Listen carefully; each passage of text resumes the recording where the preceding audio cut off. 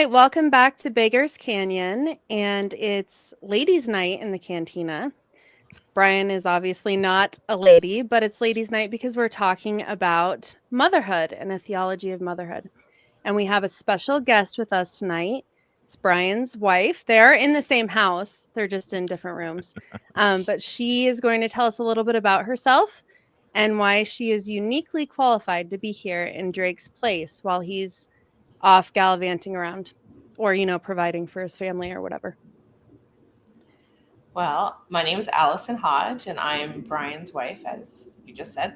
I don't know why I'm uniquely qualified to be here instead of Drake. I'm sure Drake is more qualified to be here instead of me. But since we are talking about motherhood today, I guess I have a little bit more experience being a mother than Drake does. Brian and I have just a little bit. Just a little bit, Brian and I have 9 kids, ranging from what ages?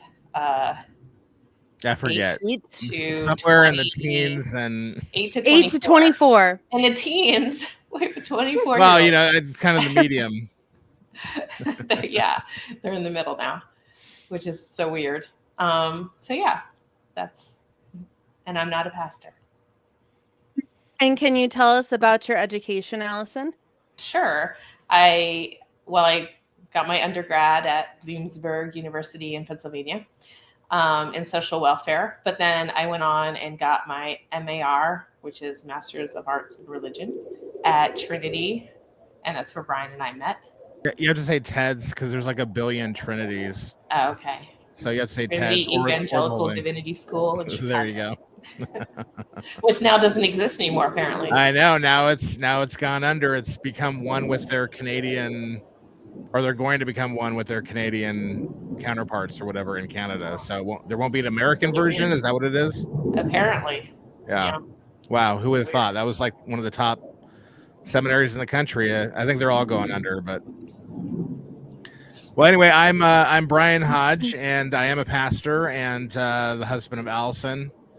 And I also have 9 children. What a coincidence.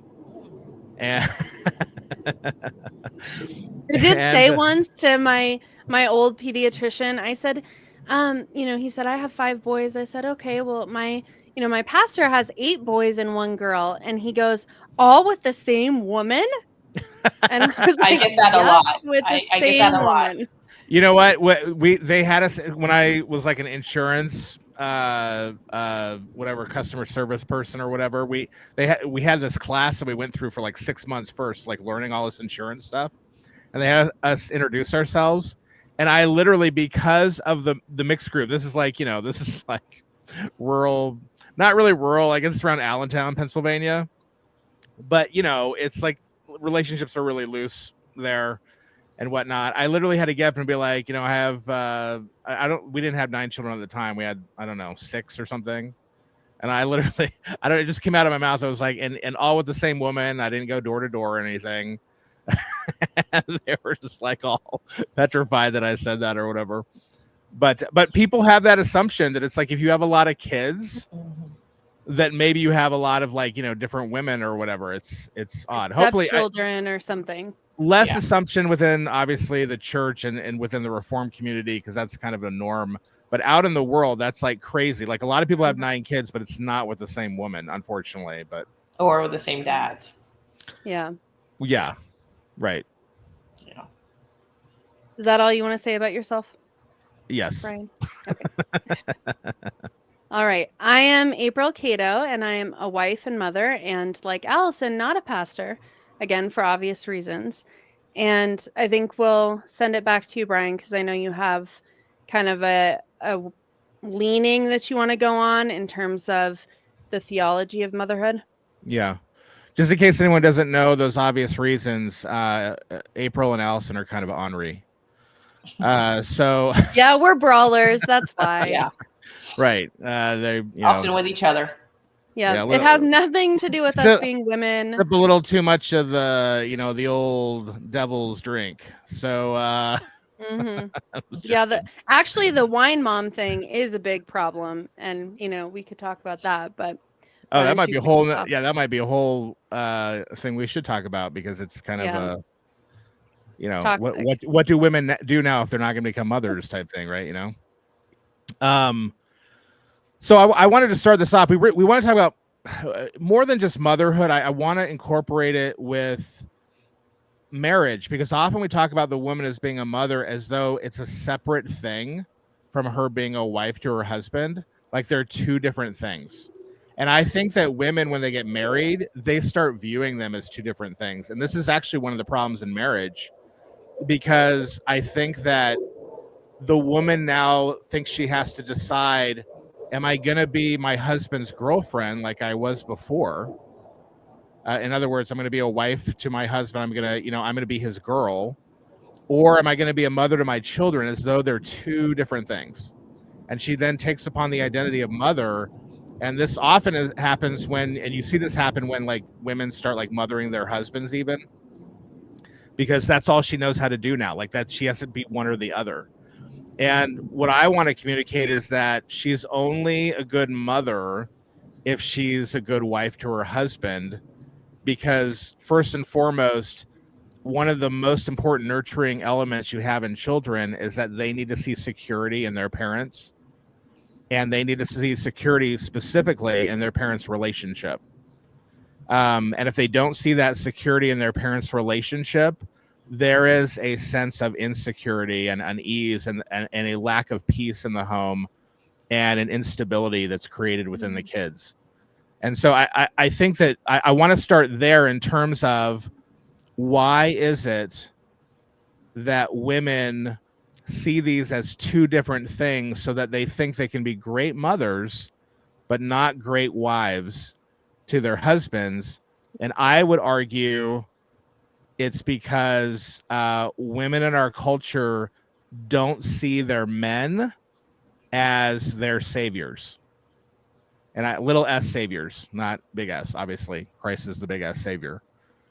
But women don't see men as the ones who having saved them. And of course, what causes desire in a woman, what makes her want to be the wife, the girlfriend of her husband, it's respect of the husband. Respect for men is what drives, I think, the desire for women. It's not the same for men. Obviously, what drives men is the beauty of the woman and all of that, and the sweetness and the peace of the woman and all that sort of thing. Submission actually drives men's desire toward the woman. But for women, I think it's respect. And a lot of respect is out the window because if you think of a tribal culture, for instance, a man in a tribal culture is saving a woman from being raped by all the other men, saving a woman from starving to death, saving her from being a prostitute and having to sell herself, saving herself from being killed by other men and by wild beasts or whatever it may be. He's literally saving her. It's easy to see in that culture. But in our culture, because of technology largely developed by other men, infrastructure like the police, farming, industrial farming, to where you don't go out and have to kill a caribou. You can just go to the grocery store and get a steak, or you can just go to McDonald's. You don't have to cook it anymore. You can just go to McDonald's and get a burger. The technology hides the fact, at least on the material natural level, that the man is the savior of the woman. And this is a problem. Now, what do you? I have more to say on that, but I want to get your guys' kind of response to that. Well, yeah, I agree. I think that like women today don't feel the same need for a man, Right. So if I don't treat my husband well, oh well, I can provide for myself. Yeah, it's not you life know? threatening. Right. Right. And And so if so it's go ahead. no, I was gonna say, so it really does allow you to not have a focus for your husband and almost take him for granted. Yeah, Well, if even the it's government has stepped in this way too, as well, right? Like right. the government has become the husband to a lot of women, where it's like, well, as If I don't need a man, because even if I'm a single mother, then, the government is going to cash out, and I'll be provided for even in that way.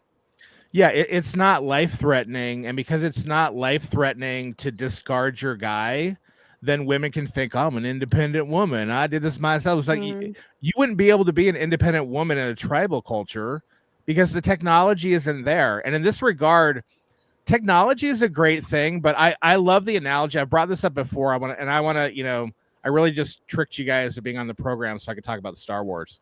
So I want to I want to show mm. the analogy in Star Wars. So in Star Wars, the original trilogy, you see this a bit in the prequel as well, but in the original trilogy, when Luke first meets Obi-Wan or whatever, he's talking about Darth Vader, and he doesn't know he's his dad yet or anything like that. But Obi-Wan Kenobi makes the statement that he's more machine than man now.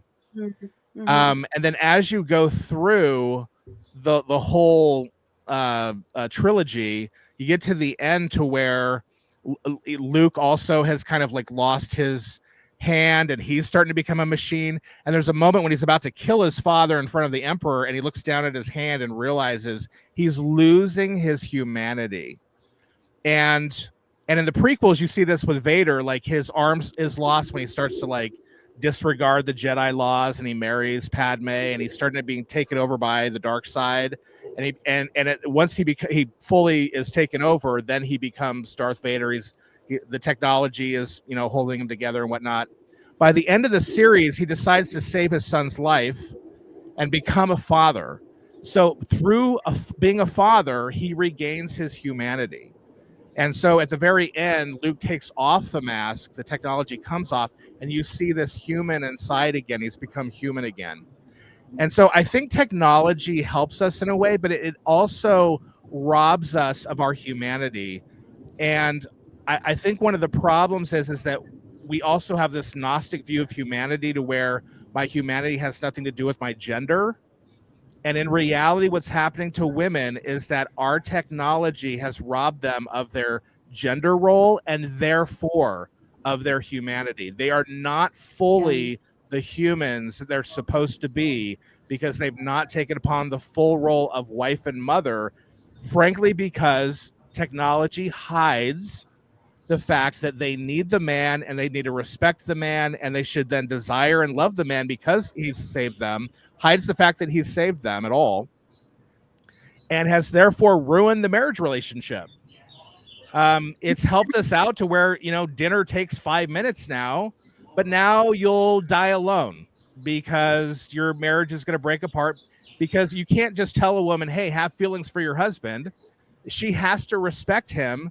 And in order to respect him, she has to see that this guy has actually saved her life. And therefore, he's her hero, not some guy on the screen, not the police, not the firemen, not the farmers who, industrial farmers who send their food to the grocery store. The guy who married you is the hero of your life. And that's the guy you should be like, oh, he's so dreamy. And women are not that way with their husbands anymore, and they blame it on, well, that initial infatuation stage is no longer there. It's like baloney. That's not why you're not desiring your husband. It's because you don't see him as your hero. Yeah, And I think I think technology has done that to us. I think part of technology doesn't just, um, I mean, the problem that you're talking about when it's directed towards your husband is obviously an issue. But then there's also the issue of how women interact with their children. And I know this is not going to get me a lot of friends here. Um, and I think we've talked about this, but not on the podcast. But things like, formula and pumping and all these, new forms of technology for even feeding your infants, Mm-hmm. it's part of what confuses these roles as well. Now, I'm not saying never give your kid formula or never, pump or whatever. There are obviously situations that, if the mom can't produce milk or whatever, that's a blessing that we have those. But those things have also been abused, where now women don't understand that biologically, naturally, God has set it up that your body is able to produce milk for your child, and your child needs to eat every 2 to 3 hours when they're really little. Does that not maybe tell you that you need to be around your child very consistently, if not most of the time when they're very young? Like there's something built into our biology that previous generations and times, sure, they didn't have the advantage of having formula, and so they'd have to rely on things like wet nurses. But they weren't as confused about the roles that you're supposed to take on because they didn't have access to those things. Well, and I think also, people using formula and things like that has allowed women to expect their husbands to take on a lot of the roles that they themselves should be doing. Now, all of a sudden, it's, well, let's equally feed the baby. You get up in the middle of the night as well as I get up in the middle of the night because you can feed the baby a bottle as well as I can feed a baby a bottle. And so, like you said, sometimes it's necessary. For a couple of my kids, I had some issues health-wise where I had to give formula. But when those things happen, you have to remind yourselves that it's the mother's role to nurture and feed and care for the baby primarily, and not expect an equal share from their husbands, because that just leads to bitterness when that doesn't happen. Yeah, it feeds into our Gnosticism and our androgyny when we view parents with children, right? So that this is where you get women like, oh, well, maybe you can be we just watched that Married at First Sight program where the woman was like, on here. Maybe you can stay home and take care of the children. I'll go out and work. And the guy was like, no, I'm not doing that. I'm going to go out and work. And but it's that idea of like, well, we're just why don't you get up and you change the diapers and you feed the baby? And it's sort of like, imagine again, if you didn't have the technology of formula and you had to actually feed the baby, it would be absurd for you to say to your husband, get up and feed the baby. He can't. Why? Because your role is connected to you biologically. I've often said this to Emmanuel where I'm like, oh, you and your useless nipples. Like, you can't even do this. Right. I don't know why we have them. They're literally, there's no purpose whatsoever. It's like, you just have to understand that as a creation of God, you've been designed in a particular way, and your design should inform you as to what your role is. But technology has erased a lot of that. So now when you say things like, if you can't breastfeed your child and you need to use formula because you have, a particular health instance or issue, then okay, but then what is the closest thing to the proper role? It's you as the mother feeding your child, because that's the closest to the original design. And when you say things like that, I mean, wow, it's even in the church. I've been shocked at how, when you talk about motherhood, even in the church, there is so much pushback to just very basic ideas. Well, the church has more world in it than it has Jesus in it, unfortunately. But obviously, God made the woman that way and constructed her biology because he wanted her to function in that way, because she becomes something not just physically, but spiritually that way. And it's unfortunate that we're so brainwashed to think that, again, if all technology were wiped out tomorrow, a woman's not going to be able to defend herself from a guy. She needs another guy to do that. And we know that, like the whole transgenderism thing, even with technology, is trying to like make men, fight women, right? And they're biological men, but they're taking hormones and maybe that'll work. And they just destroy these women in the ring because a woman is no match for a man. She needs a man to protect her from another man. She needs a man to go out. Yeah, she can hunt because she can use a gun. But is a woman really that good at hunting if she has to use a knife against a large animal she has to kill? Probably not, because you have to have a lot of strength to do that.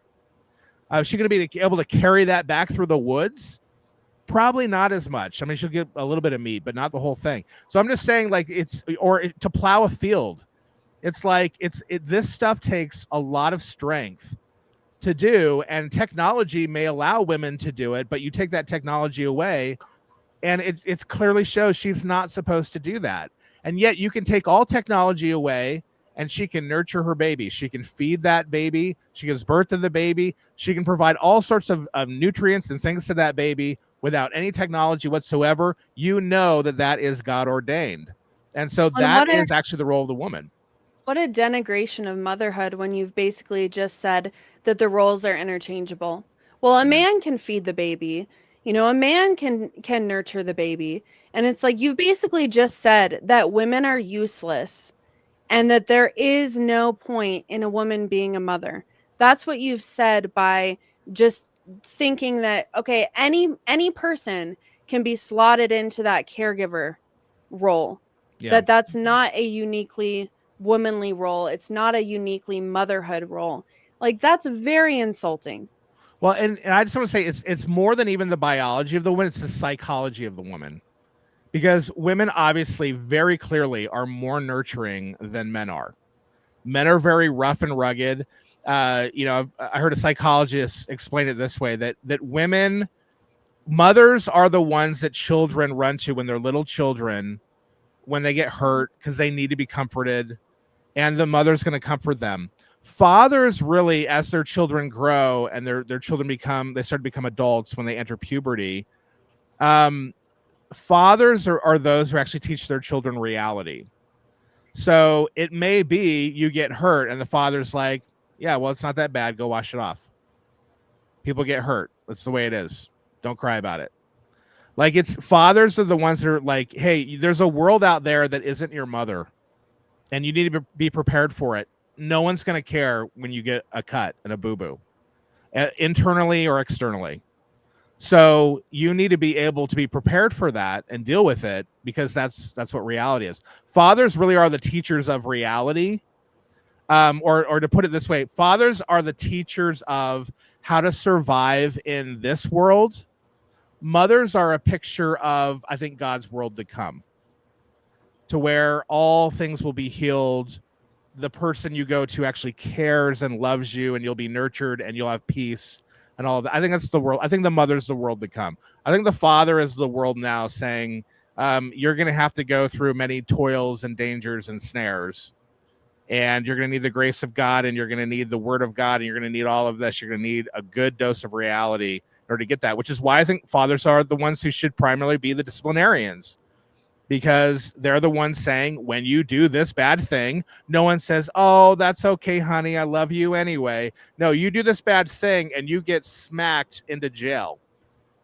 You do this bad thing and people kill you at a bar. Like, you do bad things and you're going to have bad consequences. You're going to bring pain upon yourself. And I think the father is the one who ultimately does that. So we cannot mix up these roles without destroying our children. But I think it's important to note that both of those roles are very loving roles. Yeah. They're just loving in very different ways. Right. And yet we judge the father because he's not like the mother and say he's not loving. I mean, I got that from people in the church. I got that from leaders in the church, right? Oh, he's a harsh father. It's like, no, I'm not. I know what a harsh father looks like. I'm not a harsh father. I'm a father. The problem is that so many men are like, they're like mothers, or they're like, mothers 1.5 or 2.0 or whatever it may be, but they're not fathers. And you can see how their children turn out. Their children end up being people who do all sorts of wicked things because they didn't actually teach their kids, when you do bad things, you have consequences that are going to bring harm and pain on you. And if you don't get that lesson, then you're going to end up falling into a pit. Since we're talking about motherhood, I think all that's great, obviously. But I think we should probably also talk about the self-care trend, because I feel like this is something that even in the church I've seen be really prevalent and very divisive. There's this idea in motherhood that as long as, I've put in this many hours, or I've done this much for my kids, or, I've had to be on the clock, 24 hours a day. And so I'm entitled to my self-care, right? Whether that's I'm going to go out to, the salon, or I mean, these are stereotypical examples, but I'm going to have an hour to myself, or, Yeah. I'm going to fob off the kids on someone else because my self-care is really the most important thing. Yeah. And even, I mean, it makes perfect sense from a worldly perspective why this is perpetuated, especially in a consumeristic society. But I've been shocked by how much this has infiltrated the church, and these ideas that you start trying to push back on, the hackles get raised. So I guess thoughts on that, and Allison may have some thoughts on this as well. Well, I think it's interesting because it used to be when you would say something like a mother's love, like Mhm. that used to equal a selfless love or Yeah. sacrificial love. Like that's what you were referring to when you would say like a mother's love. Now it's like Mhm. what's a mother's love? I don't know, because now women, like you said, like they think I'll put in so many hours, but then I need time for myself. Yeah. And another show that I guess we could admit we watch is something like American Idol. And Mhm. you see so many. We watch that. We watch totally for you. But you see so many women going on shows like that, and they're like, I'm leaving my child behind for 7 months, but I'm doing Yeah. it because I love I have to love myself, or else it doesn't show my kid what love is. Yeah. Mhm. And it's this whole false narrative that like doing things for yourself is loving, and that's the kind of Mhm. example you want to have for your kid. And sadly, like you said, the church has adopted that way of thinking. And you see so many times, moms groups at churches where it's all Mhm. about like, spending, doing things for yourself and revitalizing things so that you have energy to go back to your family and all that sort of thing. And it's very much focused on the woman and and not encouraging her as a mother or as a wife, but just her as an individual. Well, how's that different than the whole eat, pray, love culture in our world? I mean, it's just that Yeah, sort of it's like not. Mm-hmm. it's like that's where that comes from. It comes from like ultimately, what do I want? And I was looking at this article where they were talking about this archaeological find of this little boy from I think it was like 300 or 400 BC, who had been bound and put in a bag and had clearly been stabbed to death in a ritual stabbing and thrown into a bog. And he probably was like, I don't know, maybe like a 6-year-old or something. And and it just reminded me of how much the ancient world is so much like our modern world, but Mhm. we can't see it because we sacrifice children for a better life in Mhm. different ways, right? We don't do anything so horribly graphic, and that would also be against our law. We murder our children and sacrifice them to the devil And in different ways. yeah, and neglect. Yeah. Neglect is a big part of this. I I think that both what you were talking about with, women's role as the wife and the mother, that specifically when it comes to this self-care idea, that the woman has really become the idol of the house, and it's I must be appeased. And if I'm not appeased, then I'm going to gatekeep my family. So my husband won't have access to me sexually. My children won't have access to my love.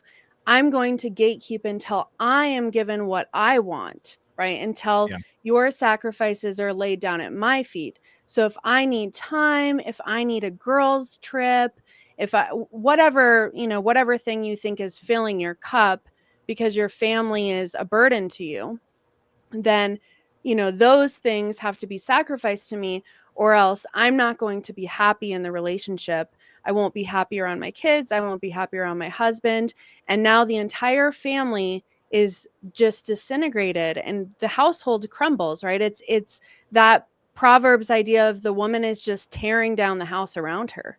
Yeah.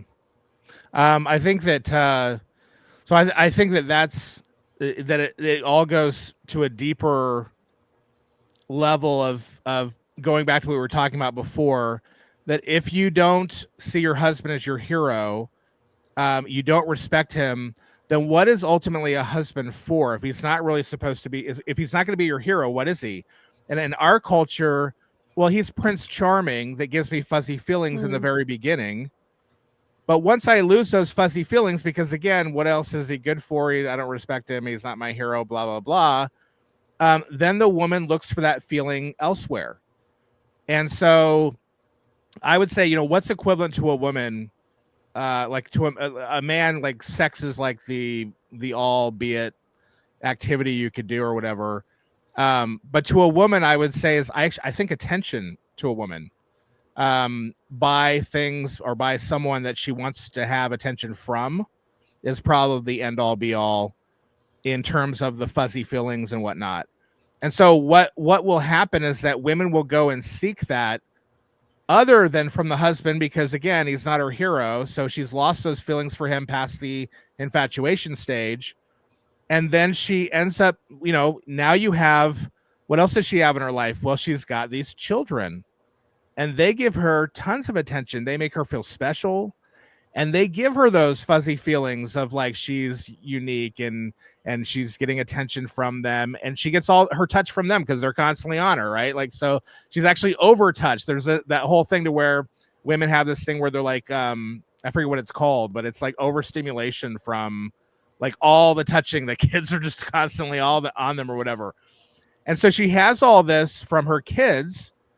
And so she doesn't need it and so the kids almost replace something that the husband is supposed to provide for her. And then when frankly, let's say her kids grow up a little bit and they no longer really provide that, then she starts to look elsewhere. This is where you get the eat, pray, love thing. It's like, what else? Oh, maybe other women are paying attention to me. And so I think that woman went off with another woman, right? She divorced her husband and married a lesbian or something. Or am I thinking of a different author? No, I think that's different. I think she just went traveling and then was having, affairs with random men. Oh, okay. I thought she hooked up with a woman or something. Maybe that was someone else. Maybe it's the Cheeto woman or whatever, whatever that woman is. But the point is that's what it is. So like travel, then we'll get, and then all these different men will give me that attention. It's this constant seeking where, there's or my job will give me that attention. I'll be really ambitious and I'll get to a position where people will respect me and now I'll have that attention. Yeah. And so it's really just looking for that stimulation. There's this meme that says husbands will sacrifice their happiness. So that sort of stimulation thing for the sake of their family, but women will sacrifice their family for the sake of their happiness. And I think that obviously that's true of wicked women, both outside and inside the church. Just because you stay at home and you give all your attention to your kids and you take away from your husband and it's all your kids now, does not mean you're better than the woman who runs off and goes to Europe and sleeps with 100 guys. You're just doing the same thing, incognito in your family where people can't notice it as much.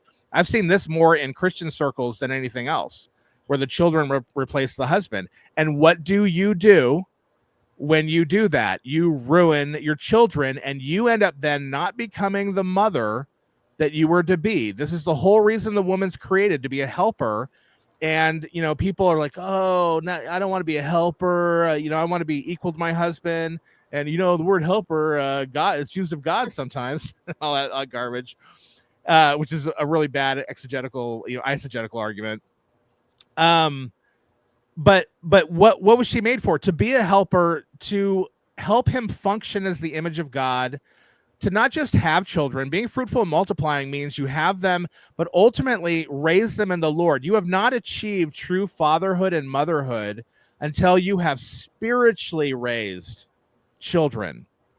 It's actually spiritually raising children where you have achieved your full humanity. And apart from doing that, you will not achieve that. And if you give what your husband needs to your children instead, not only do you ruin your children because you're not actually functioning as mother over them, you've ruined your relationship with your husband, so you're not functioning as the mother, the helper that you should be, and you've ruined your own humanity in that way. So no one is actually being spiritually becoming like Christ at all. They're not being spiritually matured at all. You're actually literally destroying the humanity of your entire family because you're not focused on your husband, you're focused on your kids, you're focused on career, you're focused on me time, whatever it may be, because you're chasing that feeling rather than just sitting back and being like, you know what? I'd be raped and murdered and destroyed and starved to death by now if not for this hero who married me. I think that's I mean, that's obviously part of it is having the right view of your husband, but I think the other part of this is that we as women don't have the right view of motherhood. Yeah. We tend to fixate on all of the difficulties and the challenges of motherhood. And so instead of seeing the joy in it, it becomes only only this like uphill battle. So for example, like um I guess I can use like a sports comparison. So I played Division 1 volleyball, and in that it's like very very challenging, right? There are times where you have to do 2-a-day practices and you're sore and you're tired, but you have this desire to do it because I'm going to be a part of this team and we're going to be able to play, and you love the game and you love when you get those victories, right? So you do all the difficult things, but they're not, you don't view them in that way. You don't view them as difficult because there's the joy of playing. And I think for women, we've lost the joy of being mothers, of Mm-hmm. actually playing the game of motherhood, so to speak. And now it's nothing but I'm going to fixate on all the drudgery because I can't actually see myself anymore as, this is the tremendous joy of being this wife and mother in my family. And what does that look like? I think once we regain that and take back the proper understanding of who we are as mother, the importance of it, and also just like, this may sound strange, but like the romantic ideas that we had of being mothers before we had kids. Like, I'm going to have these children and I'm going to have this beautiful family experience with my husband and my kids, and we're all going to be sitting at the dinner table and we're all going to be, laughing and yeah, and fellowshipping together, right? All most women have had these romantic ideas of what the family is like. Right. And instead of holding on to that and realizing that there is a joy in it and that there's going to be difficulty as you pursue that joy, we've just let go of all of the joy and we've just fixated on the complaining about the challenges. Yes. And I think part of the problem is that we don't prepare young women for that enough in the church. I think that, like, we don't help them to realize that there's going to be difficulties. Like you said, like they go into it with romantic ideas of, we have a perfect family. Everyone knows young girls who don't have kids who are like, oh, well, my kids are going to do this and my kids are going to do that. Yeah. And my kids will never do this. And, Right. they have all these expectations that their family is going to be perfect. Yeah. And they genuinely think that. They genuinely think they can attain this. And the church, needs to, especially other older women need to come along and kind of burst their bubble in a loving way. Mhm. And be like, that's great to have those expectations, but there's going to be difficulties and there's going to be strong-willed children and there's going to be times where Mhm. you're training and you have to go over the same thing a million times, and it's going to take all of your patience and all of these things that are really, really hard. But that this is what's sanctifying you. This is what God desires for you, and this is what love is. And so you should find joy in that, because now you're actually able to love someone the way God wants you to love them. Well, I would argue, again, I'm always going to draw it back to this. I actually think that the fact that young women have this romantic notion is because they're in the Disney phase of the Prince Charming. Because when women respect a guy and they're infatuated with him, they want to have all the kids in the world with him. They don't resent him for having their children, and therefore end up loving their children because they're an extension of what the husband gave them. I think the problem is primarily that there's a resentment that comes in because the infatuation stage is not there. He's not providing those fuzzy feelings anymore. There's a resentment that comes in with women that replaces those feelings. And at that point, she's going to start resenting the life that she has. That's going to include the kids. And that's where she just starts to want to get away. And most marriages that break up begin with not her resenting the children, but resenting the husband. It just goes over to the children. The children are a burden. The children, and why do I have this burden? Why am I doing all this? Well, because of this guy. I don't even care about this guy.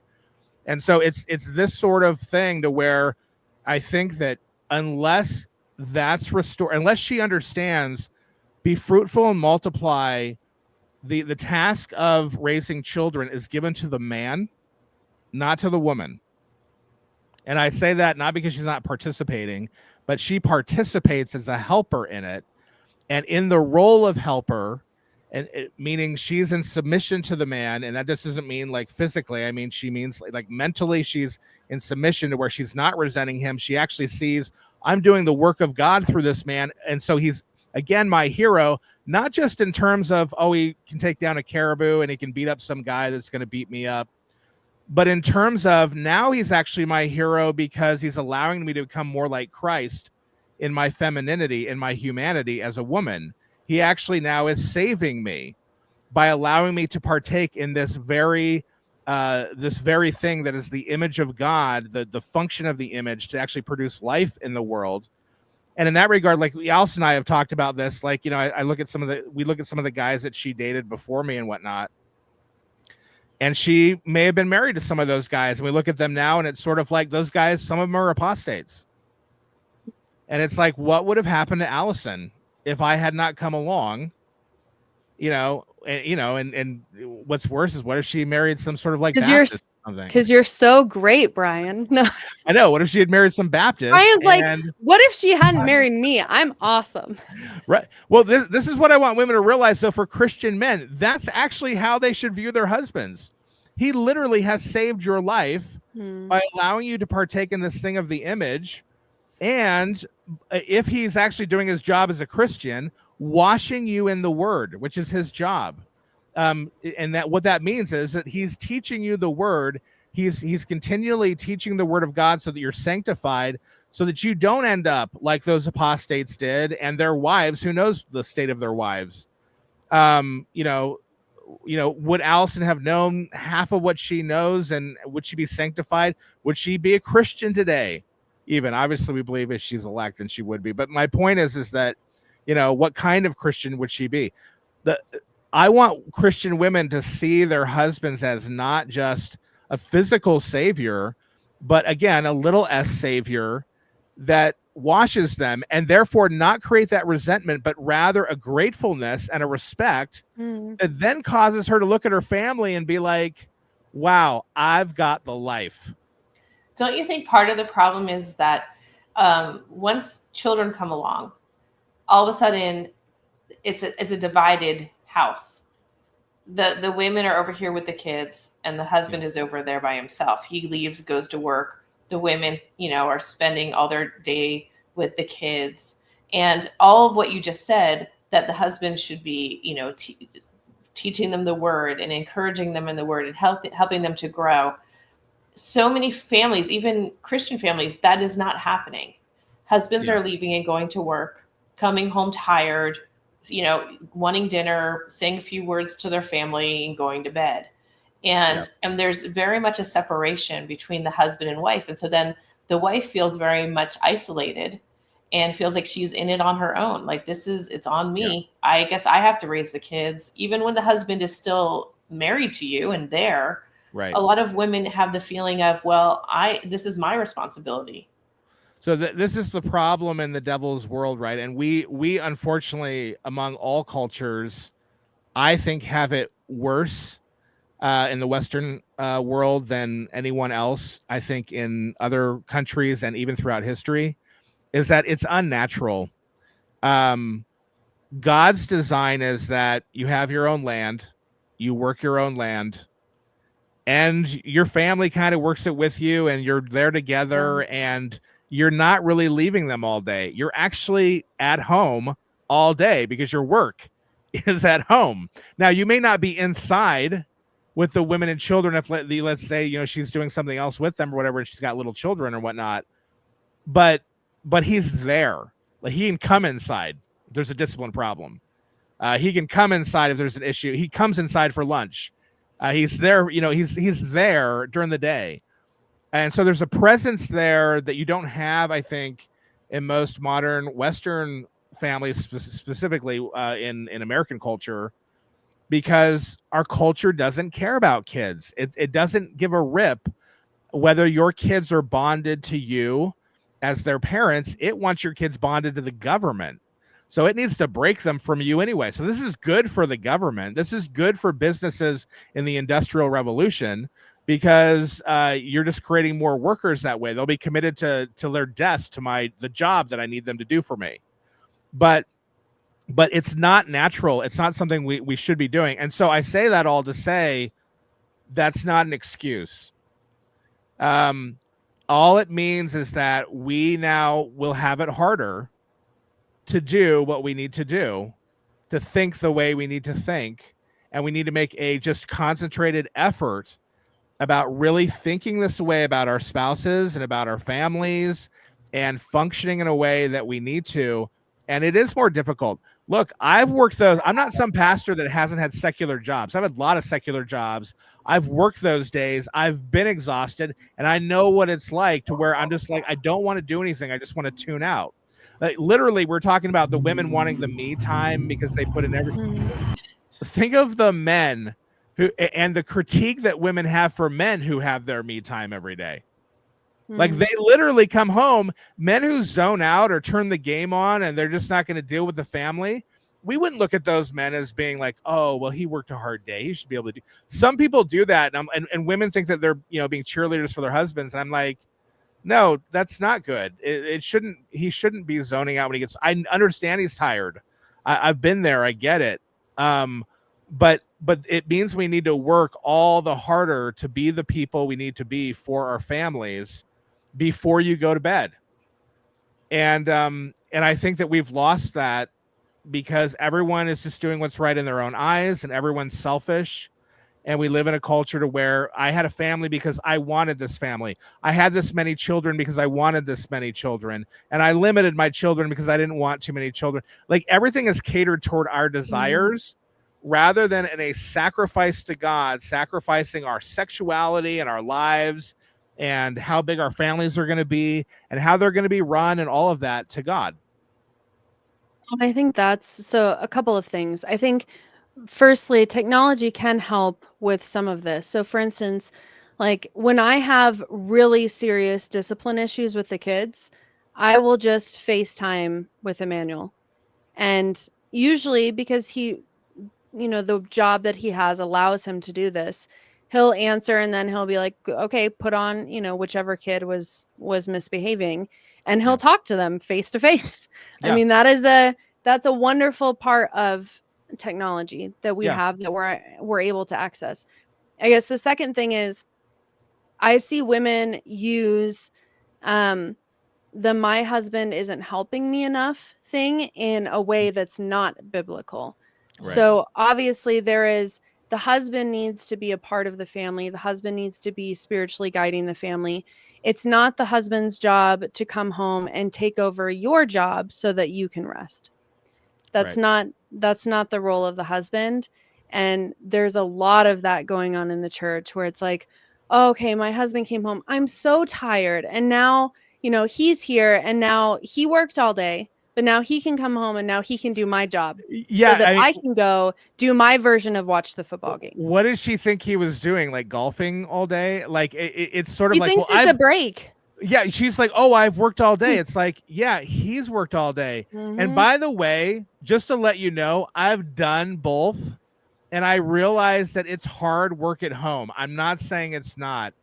But when you have to go and get up and drive across town and then go among a bunch of strangers and worry every day if you're going to be able to keep your job and support your family. And you've got all sorts of bosses that have emotional problems and are basically effeminate and they're yelling at you all day.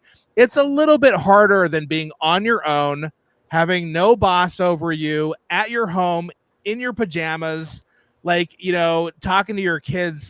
Yeah, it's hard. It's not as hard as what he's doing. I'm This sorry. is exactly the problem, is that couples, instead of being one and unified, they play this game where it's who has the harder job. Let me Yes. tell you about all the hard things I did today because I want to show you how much harder my day is than your Yeah. day, Yeah. right? So then the husband comes home and it's like, let me give you a list of this happened, this happened, this happened. My day was so hard, feel bad for me, right? Because they're Right. trying to like one up each other and my day was so difficult. But It's I like do want to that's not say good for the family. objectively his job is harder. Objectively it is. I would say that's probably true. It is. It absolutely is. Depending on what kind of job he has. Well, sure. I'm I mean, if you're going and you're getting pedicures all day, you're obviously. But like if you're most bosses are horrible they because we are. live in a culture where people they get power and they misuse it, and there's no checks and balances and whatnot, and they just misuse it. And so they go and they're basically have these taskmasters, or they have these incredibly mind-numbing jobs, which I've done before, where you're sitting at a computer screen all day, and it is just, man, the day seems like it's an eternity of hell. And then like, so I think it is harder. Now, my only point is this: let's say they were equal and they weren't, one wasn't worse than the other or whatever. Why does she think, oh, it's break time for me now because I worked all day? He worked all day. Why is it Yeah. break time for you? I Like, think there's this.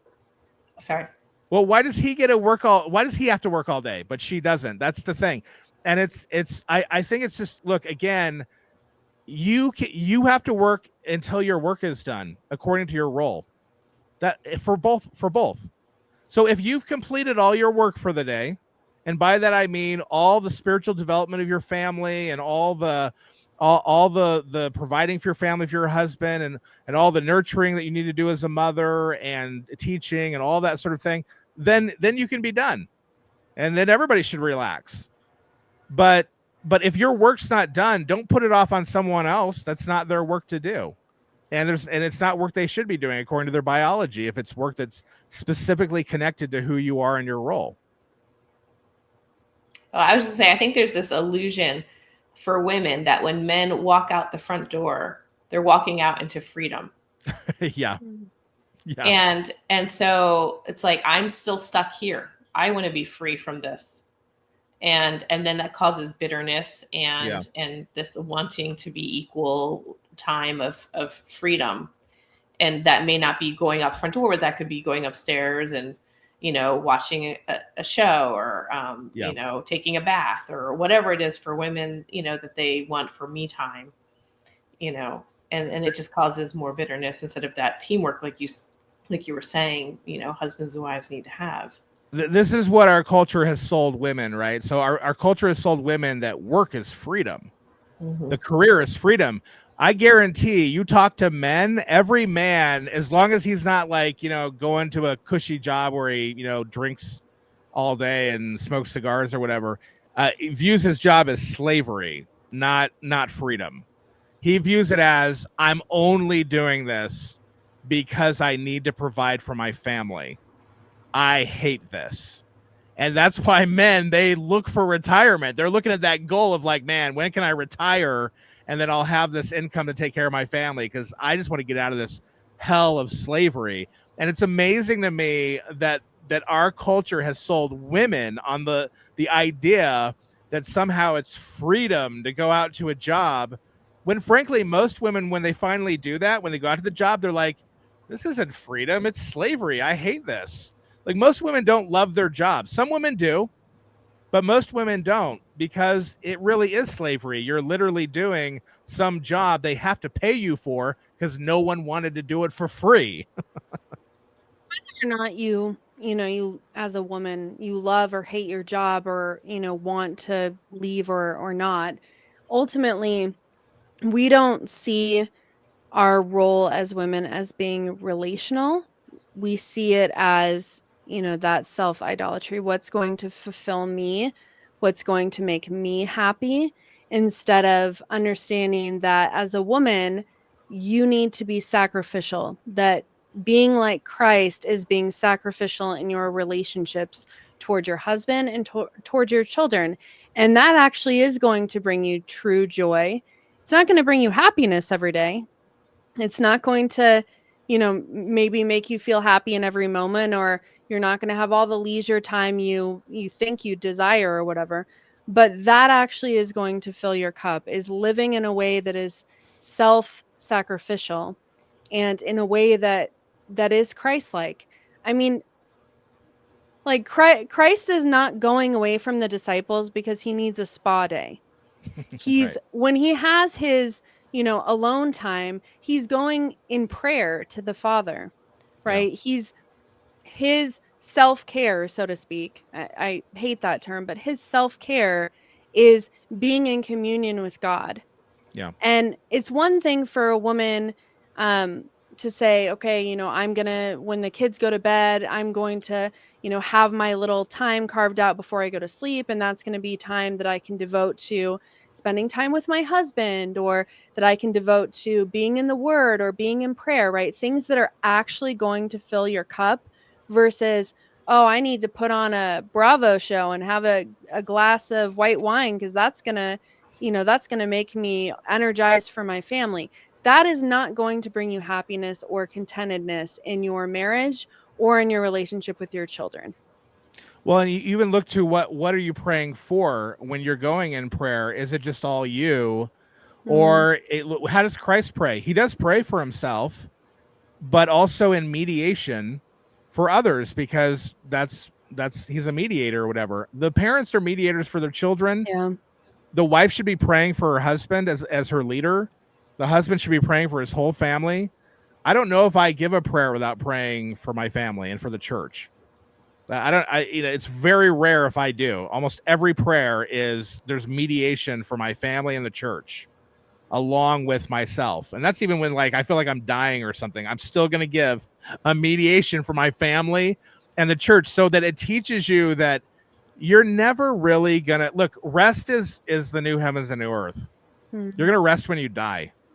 Like we need to work. The day is now. There's a time coming when you won't be able to work anymore. This is the time to work.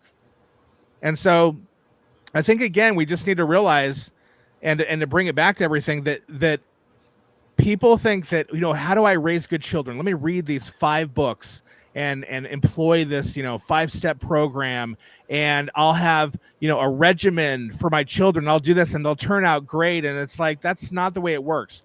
You need to do everything we've talked about in this podcast. In other words, you need to respect your husband again as your hero, and stabilize your relationship with your husband so that your children understand the security and have security and peace in your relationship. And you need to then exemplify Christ in both your teaching and your words and in your conduct. Obviously everybody fails at that, and so what do? You then show your kids repentance and all of that sort of thing. um those are the things you need to do. Not a 5-step program, not reading books, not setting up your life and having a calendar. If you want to do all those things, great, but that's not what's going to help your children in the end. If you really want to become true father and true mother, and therefore true human and full humanity, then do the things that we're talking about. If you just become, as a woman, just a mother but not a good wife, you're not a mother either. You cannot be a good mother without being a good wife. And that's probably going to offend more people than anything else we've said. But mm. flat out, if you are not a good wife, you're not a good mother. I don't care how much your kids love you and like you. It doesn't matter. You have actually made them creatures of instability, and it's going to show in their lives. Yeah, I think there's go ahead, Allison. Did you have something? Well, I was just going to say, I think that one of the ways the church has perpetuated this and not helped to solve this problem is of, the wife expecting her husband to take on her role and help her Mm, more and give her, what she needs. and support in that way, is that the church hasn't encouraged and taught women to do that for each other. Mm. And so, like, I think our church is a very rare church in that I feel like the women in our church truly love each other and truly know where we're struggling, know where the difficulties lie in our families, in our raising of our kids, in our marriages. I feel like we really love each other. Many churches that we've been a part of, it's not that way. And so women feel very isolated. They feel overwhelmed. And instead of,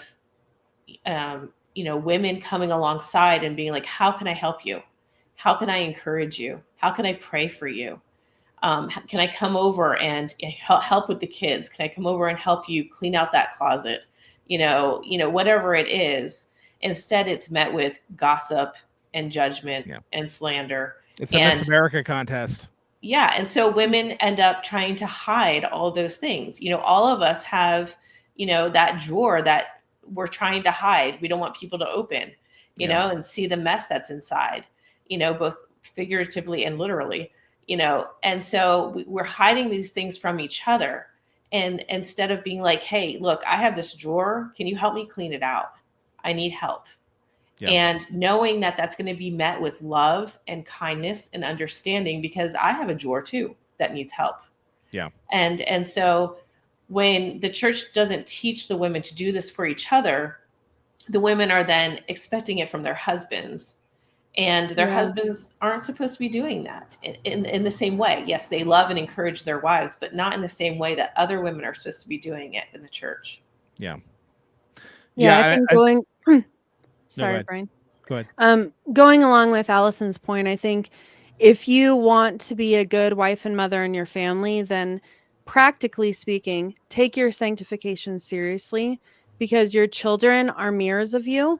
Mm-hmm. And it is very obvious that they are, because I'll catch my oldest, speaking in a way to her younger sister that is all too familiar. I'll go, "Oh, that's how I've spoken to her, and Yeah. that wasn't a good way to speak." Right? So then you find yourself rebuking things that your children have learned from you.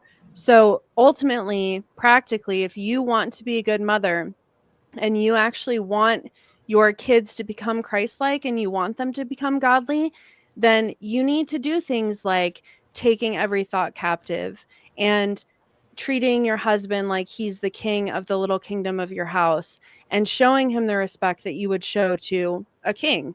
You need to actually view him in that way. There are things that practically you need to implement in your day to day. Are you not in prayer? Are you not in the word? Are you not sharing that with your children? Because what you demonstrate to them is how they are going to live. Yeah, and I would just add to that, treat him as, because I do think some women might treat him as a king and think, oh, like king, he has all this authority, that pig. And it's just sort of like, you need to treat him as a king who saved your life. I mean, like a king in the sense of, maybe I'll just use the president as an or the example, prince because or something. we don't live in a monarchy. But like if the president were coming to your house for dinner and he walked into your house, would you be like, yeah, whatever, make your own food, and you would like ignore him when he came into the door? Or would you stop and you would greet him and you would have a proper respect that you would immediately feel and demonstrate towards him, right? Well, it Like you depends who need you to vote treat for, but you need to treat your husband in a similar way. yeah. Yeah, well, I would say treat if you let me put it this way. If there's a man on earth that you have more admiration for than your husband, you've failed as a wife. And I would say to husbands, if there's a woman on earth that has your affection more and desire more than your wife, then you failed as a husband. And therefore, you've both failed as mother and father because you've not stabilized your relationship as you should. Did you have anything else, Allison, that you thought of when we were kind of talking about motherhood tonight? The other thing that I was thinking about was, because I did a lot of reading of books about, motherhood, what, Mm, women, uh, roles of women and things like that in seminary. And um, the and Brian knows this. We've talked a lot about this. The book that I think prepared me more than any of the other books that I read for being a mother was Practicing the Presence of God by Brother Lawrence. it's a And great book. I love it. I recommend all women to read it. It's a very small Mhm. book. It doesn't take a lot of time to read, but it's just, it blows your mind. Mm, We talked about how, at the end of the day you go and you pray and you try to reconnect with God and things like that. But as a mother, you need to realize that in the busyness of life, as four different kids are asking for things, and there's something boiling over on the stove, and there's just things happening all around you, just life. In all of those moments, you can be practicing the presence of God. You can be reminded that, I'm washing these dishes as a service to God because I'm serving my family. I'm changing this diaper because I love this child, because I love God. Like, all of these things are connected. And it's not the task that we're doing may seem small and like they don't mean a lot, but if you're doing it with love, then that's huge. That's exactly what God wants from us. And we need to have that mindset throughout the day, instead of categorizing it separately and being like, oh well, I'll think about God later, and I'll mm. I'll I'll reconnect later. Right now I'm just in this craziness, and I just need to deal with the practical things that I'm doing. Well, I think that practicing the presence of God is really practicing the gratefulness toward God, Yeah. because ultimately Mm. we walk in discontent. Yeah. We don't Yeah. walk in gratefulness. In reality, what should happen when you have four kids all asking you questions and something's boiling over? I thank you, God, that my house is not silent right now Yeah. because Mm. I have no children. God has blessed you. That's why your house is loud and there's turmoil. And I actually have food on the stove, and I have running Yeah. water that I didn't Right. have to walk 5 miles for, Yeah. and Amen. Yeah. like And we're so privileged. we're I spoiled brats. mean, historically and geographically, we're so privileged, and all we've done is find less time to be grateful and more time to complain about the things that God has given Yeah. us. Yeah. Yeah. I, We I made remember. ourselves victims. Yeah, I Yeah. remember the story of I forget the comedian, his name or whatever, but he was telling the story of how he got on an airplane, and it's when like Wi-Fi was new, and Mm, the plane announced that they had Wi-Fi, and everyone's like, "Oh wow," because they never knew that there was Wi-Fi, mm. and then they're like, "But I'm sorry though, it's down right now, everyone," and everyone started complaining and getting mad. And he was like, wait, you're complaining, getting mad for this thing that you just learned was a thing like 2 minutes ago?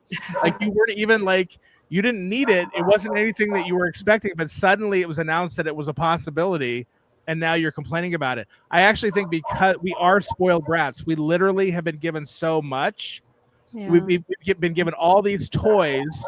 And now it's like, but you didn't give me that toy. And it's like, are you kidding? You literally have like 99.9% of the toys in the world, and you want the one you don't have. And it's just that we walk in discontent, and therefore, what does that create? It creates resentment. What does resentment Mhm. create? It creates distance and breaks your relationships with whoever you're blaming for the moment, whether it be your children or your husband or your wife or whoever you are and whoever you're blaming. And what does that create? It creates the destruction of not only your family, but therefore the destruction of your humanity itself. It's actually destroying you by being discontent. And I don't just mean in the moment, I mean it's destroying you because you literally cannot function then as the human being you were created to be. And therefore, Mm. gratefulness is the only avenue toward becoming human. And therefore, if anything, let's say you don't give a rip about anyone else. If you're truly selfish, you'll want to become a true human. And you're actually hurting yourself in the end. But if you want to be a worshiper of God and you want to worship, that's the only way to do it. You become a true human in him. And that means you walk in gratefulness. The moment that you are complaining, the moment you are walking in discontent, the moment and that's going to create resentment and whatnot, the moment you know at that point you are actually on the wrong path, and you should recognize that and immediately stop and turn it into a praise fest of God for giving you what he's given to you.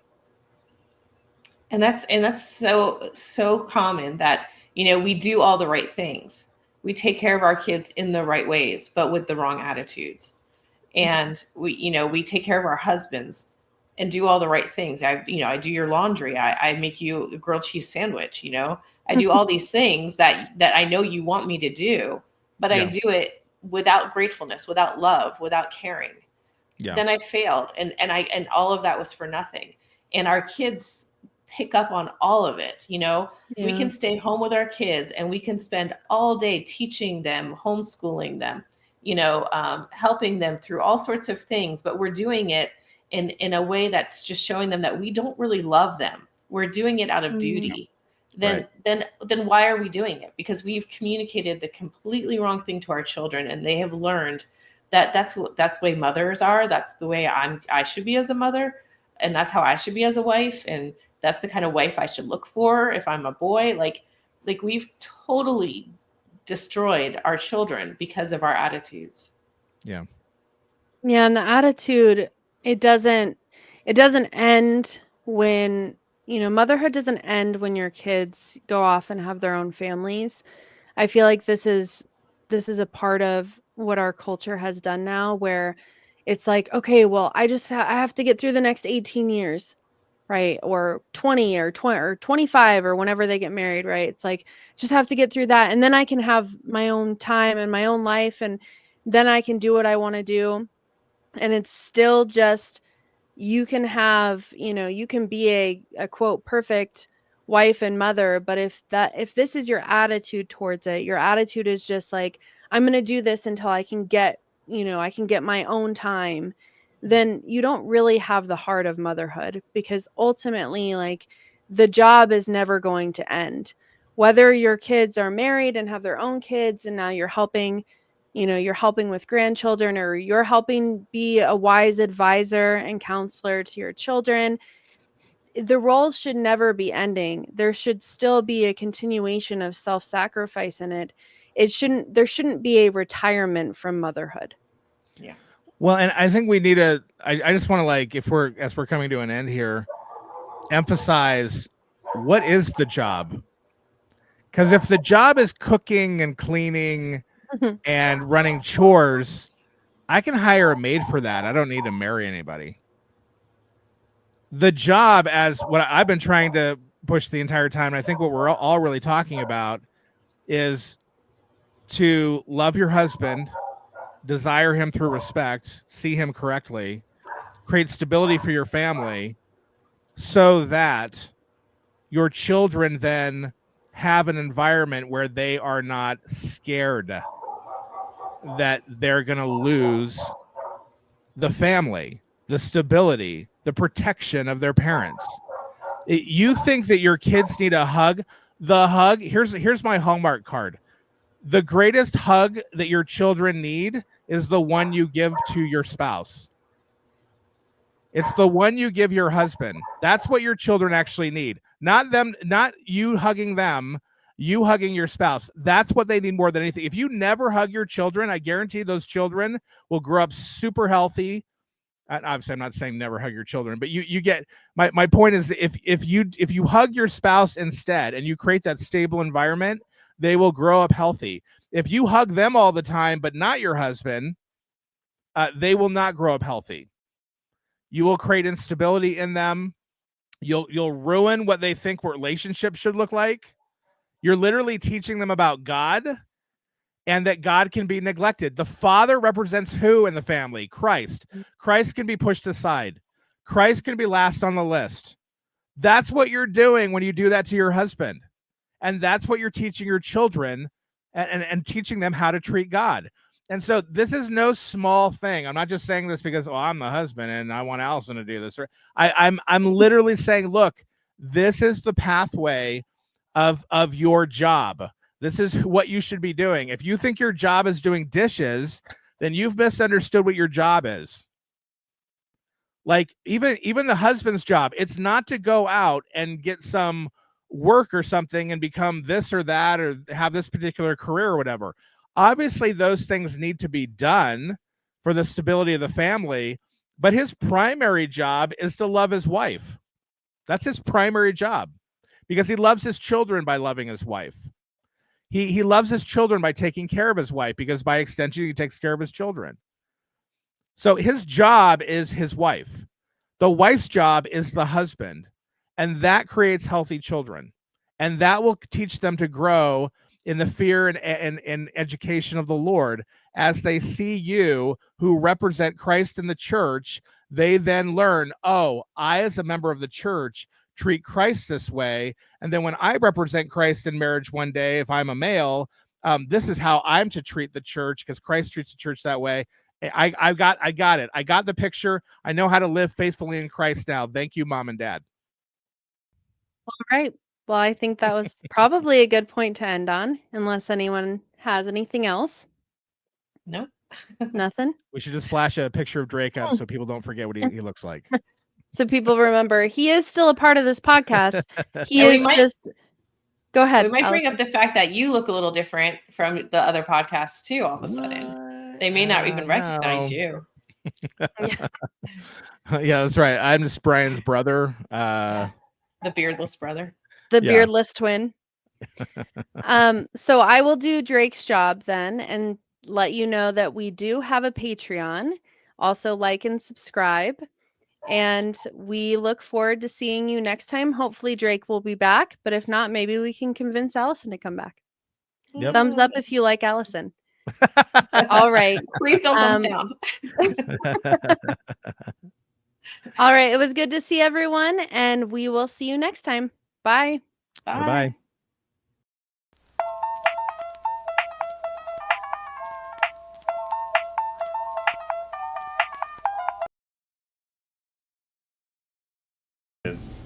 By Morgoth. I am your only future. But they don't like they're bred for war. So like Saruman like literally grows them in his Who among under you dare say In like his vat. yeah in his orc vats, vat. right? And he like gives a sword to him and they go fight. That's like and Uruk-hai are like better than the original orc or whatever because they can be in the daylight. The reason why I like Moby Dick so much is to me there's a parallel with Genesis. So it's actually history.